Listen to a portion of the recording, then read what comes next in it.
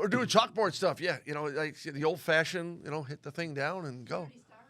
Already started, but you're in though. I mean, come on. We're talking to the amazing Ann Nyberg, who has been at Channel 8 for 61 years now, and 71.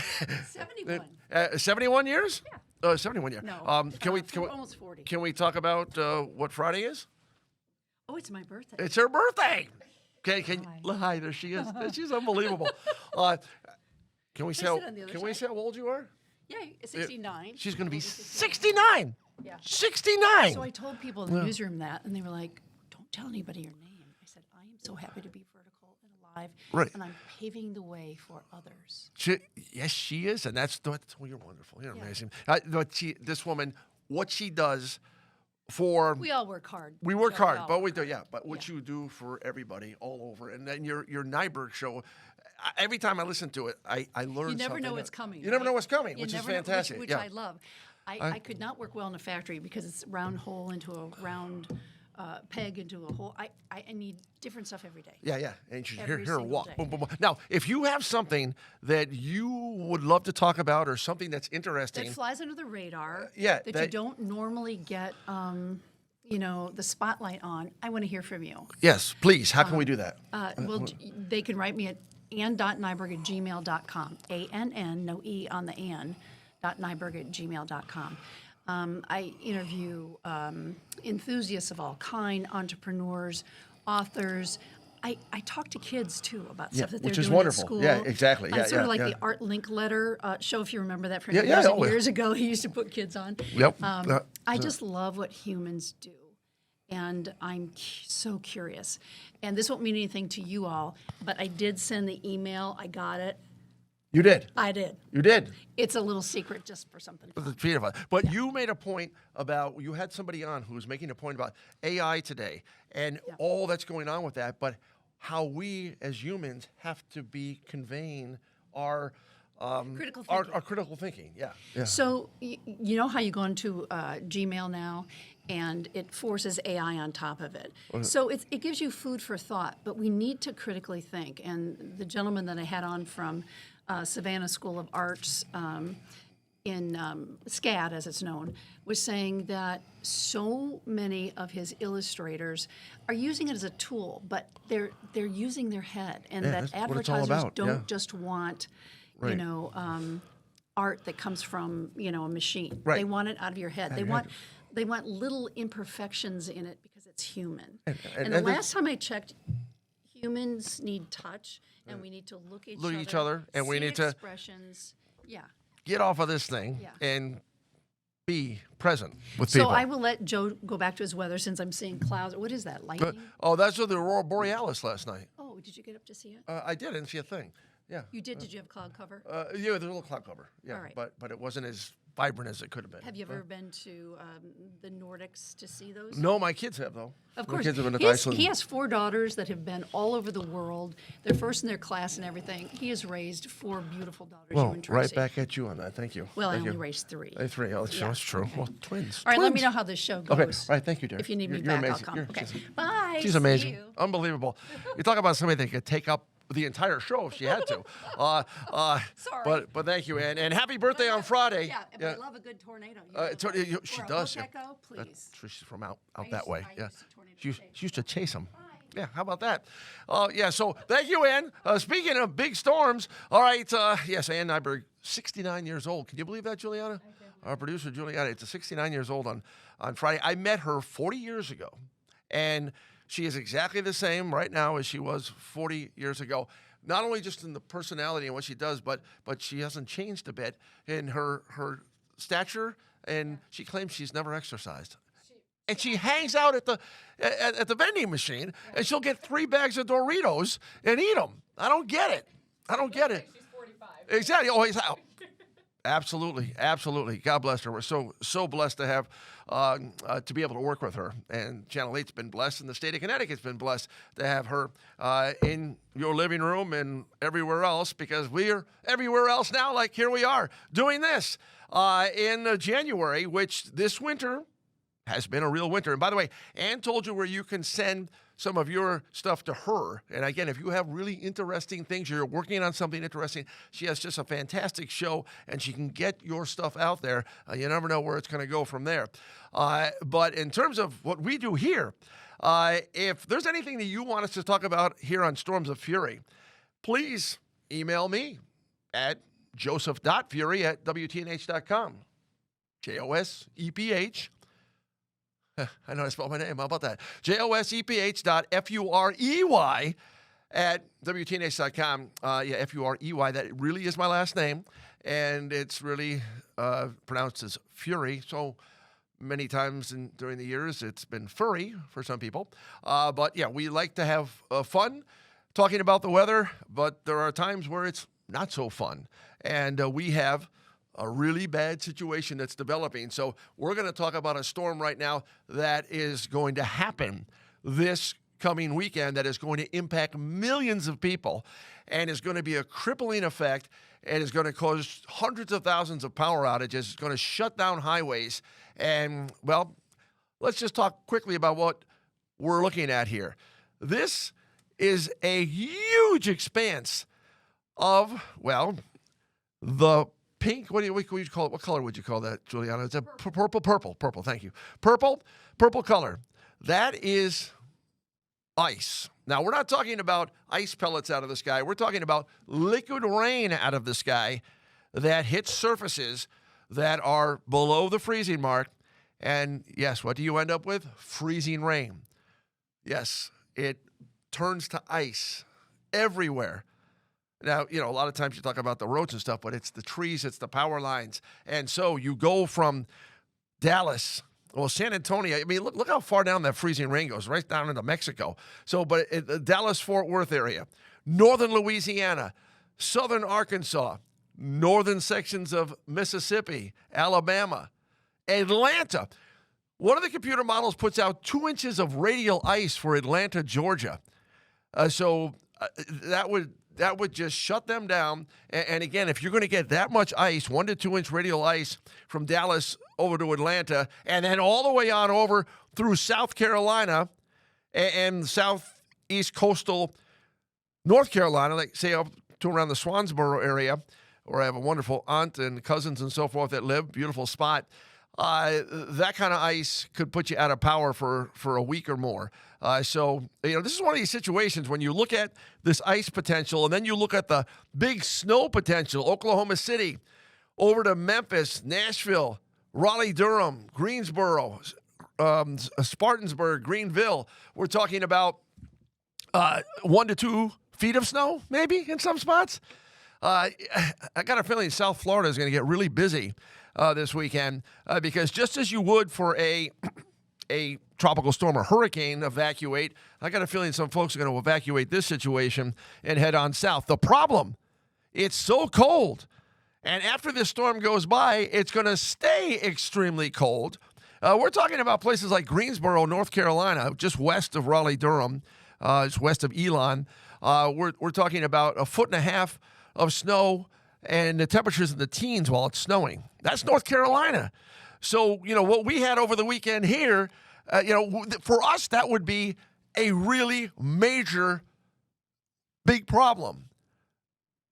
But it's down there, and they don't have any way to handle this. So, we're going to be following this very closely. Now, the big question is, Joe, what is the big question? Is that coming here? That's the big question. And so, yes, we are watching this whole developing situation. Now, we've been cold here in southern New England during the course of this Tuesday, but you know what? Temperature in the 20s, wind chills in the single digits. It's January.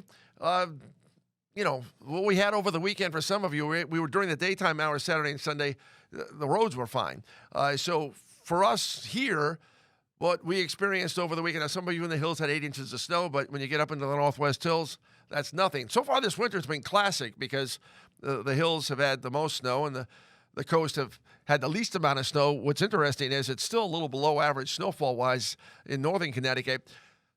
So we go on into this weekend, this developing major winter storm, one of the biggest in a long time, one of the strongest Arctic shots that's coming down as well. We're talking about daytime highs here in Connecticut on Saturday in the single digits. So when you look at temperatures today that have been in the 20s, well, if you're going to stay in the single digits all day Saturday on the thermometer and then throw the wind in there, now you're talking about the really brutal cold. So the cold is set up. The situation is such that we're going to, well, have this moisture try to make a run at us. So let's go back to the maps, and you'll see that it's, well, trying to roll up and in. And going into Sunday afternoon and Sunday night, the latest run from the European model, and we've got many other computer models that we use. The AI models, we've been using them. The Canadian model has been really good. Gil and I have been talking about that. Really good of late and consistent, and it's putting the snow in here for Sunday afternoon, Sunday night. So you're talking about an extreme ratio. In other words, the really dry, powdery snow. And so, you know, a tenth of an inch of liquid or 1 inch of liquid that would equate to 10 inches of snow could equate to 20 inches of snow. So, in other words, you're talking about a setup here that could leave us with many, many inches of snow going into Monday morning. So even though the storm center is so far to the south, we're still getting into the snow here in southern New England. So stay tuned on this. We'll be keeping you updated. We're going to talk a little bit more about this storm. We're going to talk about storms somewhere else. 93 million miles away is what we're going to be talking about. Can you tell me where that is? That was the $1 million question on Who Wants to Be a Millionaire. It's 93 million miles from us. They got it wrong. So, yes, it's all about that big light in the sky that's been lighting up in a huge way. More on that. And do you remember February 9th of 2013 coming up? All right, everyone. Okay. You know, we've been talking about this a lot, and it's been happening for the last couple of years. It's, yes, the solar storms, the huge chromonal mass ejections. That's a hard thing to say. But these storms on the surface of the sun, it's fascinating to look at and see the size of these, 15, 17 times the size of Earth, how fast they travel down towards us, how intense they are. Now, we just had another one that happened during the course of Monday, and this one was a little bit of a surprise because it was tremendous. Matter of fact, level S4, the most intense solar storm since October 29th of 2003. So when you have something like this happen, everybody talks about the pretty colors in the sky and whatnot, but these storms have a tremendous effect on things like communications, airlines. Matter of fact, they had to clear the airspace in the northern reaches because of the fact that it's dangerous to be traveling through there because of the radiation and so forth. So, when you look at what's been going on in the sun and you look at how, well, if you go back through the years of 2017, 18, 19, 2020, you had 200 plus days where the sun was quiet. Now take it back earlier than that. Now go back to 2012, 13, 14, and 2011 as well. 2011, 12, 13. There were no days that were quiet. It was every bit as crazy on the sun as it is right now. And if you, again, we've talked about this many times, go back to that time frame and the extremes of weather that have gone on. Gil and I were talking about this today, the extremes that are happening around the globe, where California has been extremely wet. They had 7 feet of snow over in Russia. They've had tremendous cold and huge storms over in Europe. 130 mile per hour winds, as a matter of fact. So the ferocity of weather is is fascinating, and the extremes of the normal. How about Alaska? Their coldest January since 1908? That's over 100 years. Alaska's supposed to be cold, but it's not supposed to be as cold as it's been. So all that cold has been coming on down because this year the polar vortex relaxed.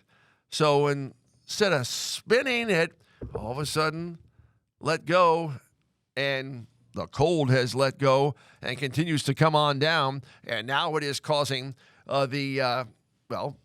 huge, potentially historic and crippling snow and ice storm to our south. These big storms on the sun, which, by the way, is 93 million miles away, which is something that,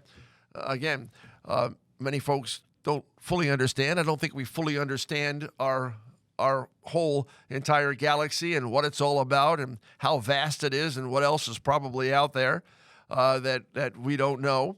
And so these big storms erupt from the sun and they come flying down towards the earth. And, the Earth's magnetic field, the reaction, the colors, and we've had some views from Connecticut, and we thank everybody for sending in these views to reported at WTNH.com. The Northern Lights in Torrington last night, you can see the nice pinkish color, and this is what happens when you have a G4 geomagnetic storm wash. It has to do with the configuration of what's happening in the atmosphere, and because it's so intense, we get more of a pinkish purple color as opposed to the green. So yes, Morris in Linda's backyard showing the Northern Lights during last night. So Stratford, these Northern Lights went all the way down to the Gulf Coast last night, and certainly putting on a really good show. Not quite as good as we had at times over the last couple of years, but definitely worth looking at. And now, we're talking about the sun that's still active. It's going to probably not be something that we're going to see much here as we go on through the next couple of nights because it's a little weaker happening on the sun. But the sun has been a very active place, and these storms on the sun have a tremendous effect on the earth, earthquakes, and extreme weather around the globe.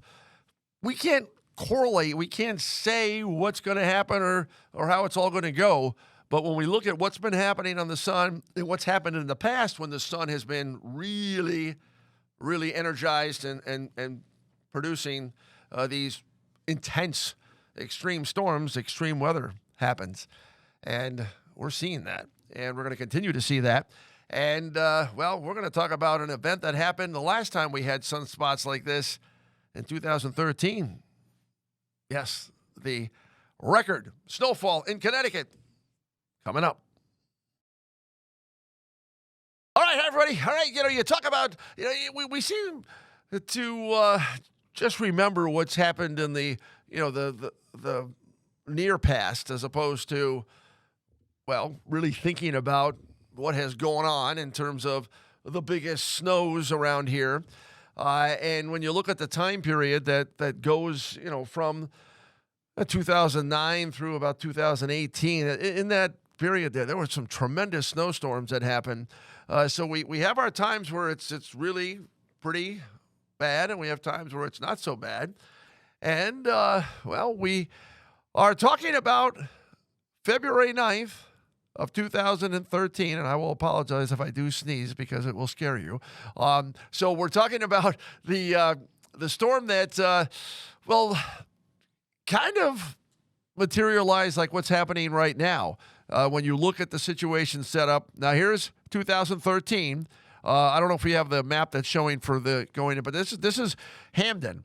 Now, Hamden was the, worldwide leader in news headlines that apparently went all the way over into Europe and so forth, because February 8th and 9th of 2013, Hamden, Connecticut came in with 40 inches of snow in one snowstorm. Now, the official state record was verified at Ansonia. I think a lot of people don't realize that, but the official state record, Ansonia, of 36 inches in 24 hours. It actually fell in less than 24 hours.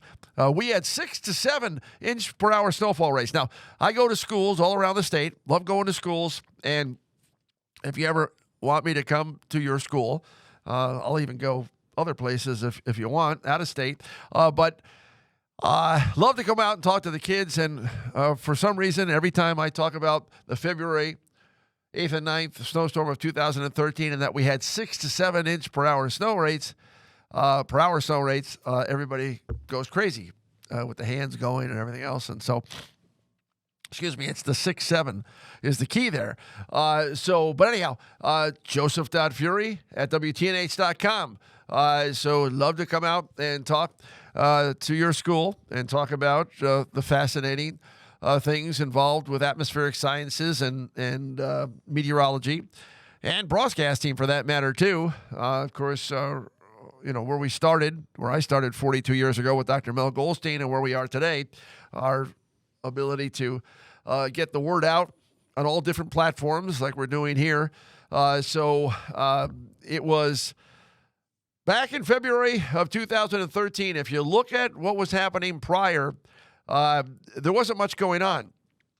We had something coming out of the far southern branch jet, just like we have now, the big and what could turn out to be historic snow and ice storm this weekend across the South. This weekend, of course, being going into this second to last weekend of January. Is it second to last weekend, or is this the last weekend of January coming up? I think second to last. Okay. So, bottom line, when you talk about amounts of snow, this storm here, it was a southern branch system that combined with the northern branch that formed essentially a winter hurricane. And so the amounts of snow, if we have those amounts again, they were just hard to comprehend when you can have 6-7 inch per hour snowfall rates that caused roadways to be shut down very, very quickly. Regular conventional plows couldn't keep up with it. We had to take out these payloaders to get them to remove the snow. We had schools shut down for a week. We had businesses shut down. The landscape, it was kind of odd when you would look and you knew what you're used to seeing. I remember coming down Route 2 in towards Glastonbury, and there was the exit that goes up onto the Route 3 bridge, and there was nothing that would show you that there was an exit ramp there. That's how deep the snow was. I mean, look at these piles of snow, benches covered. I remember, matter of fact, this was a storm where the snow was so high, and of course the fire hydrants. That's so important when you have snowstorms that you have to clear out the fire hydrants. That's the law. You have no choice but what to do that. And that's going back in a time, 2011, where we were on our roofs, taking snow off the roofs. January of 2011 was the snowiest month on record, 54.3 inches up at Bradley. And then it just kept on going right through into 2013. And this was the time when the sun was going crazy like it is right now. So there's some correlation between these huge solar storms and huge extreme weather on Earth. And we're seeing that right now around the globe. And we're about to see it this weekend with this epic snow and ice storm down south. And, excuse me, so this is something we're watching to see, are we going to get another one of these storms to happen here again? But the idea that 2013 had the record 24-hour snowfall now officially at Ansonia, Connecticut. A lot of folks don't realize that that's officially the record now. That Hamden came in at 40 inches, and so many towns with 3 feet of snow. Probably the coolest thing is that in far northwestern Connecticut, up there on the ice box in the snow capital of Connecticut, they only had about 15 inches of snow. You're talking about more than double the amount of snow. It was a mesoscale convective band that formed. It's kind of like a hurricane that has the big feeder bands that come in. Well, that's what happened with this storm, and it set right over the areas from, Bridgeport, New Haven, on up through Hamden, Glastonbury. South Glastonbury had 37 inches and going right up into northeast Connecticut. That was where the band was of the 6 to 7 inch per hour snowfall rates. I remember one of our weather observers, Jeff Aborn in Staffordville, called me up and said, listen, I just measured just under 7 inches of snow in the last hour. And he says, I swear that's right. And I said, you are right. We were watching snowplows in the Hartford Current parking lot. They would go around and they would plow and they get around to the back and they'd be around doing stuff for 10 minutes and come back around again. And they were plowing the same amount that they had just plowed 10 minutes before. So it was epic. It was historic. It's one that was rivaling the blizzard of 1888 when we had 40-plus inches of snow in central Connecticut. So these big monster snowstorms happen. We've got one happening this January weekend, 2026, and it is going to be, well, record-breaking for some of our friends to the south. We may be getting a half a foot or more of snow in Connecticut, maybe a foot. We'll see. But compared to this storm, a foot at this point in time, at least for us, is not that big a deal. Our thoughts and prayers are with our friends to the south. It is going to be a very long weekend and a very rough go into next week for the Southland as, well, the winter of 25-26 continues to pound away. Yes, we're back to the winters of past. And, well, we'll be ahead with more Storms of Fury. Thanks for tuning in. If you have any ideas, again, email me at joseph.fury@wtnh.com. And if you want to come on the show, I'd love to have you. Thanks. Bye.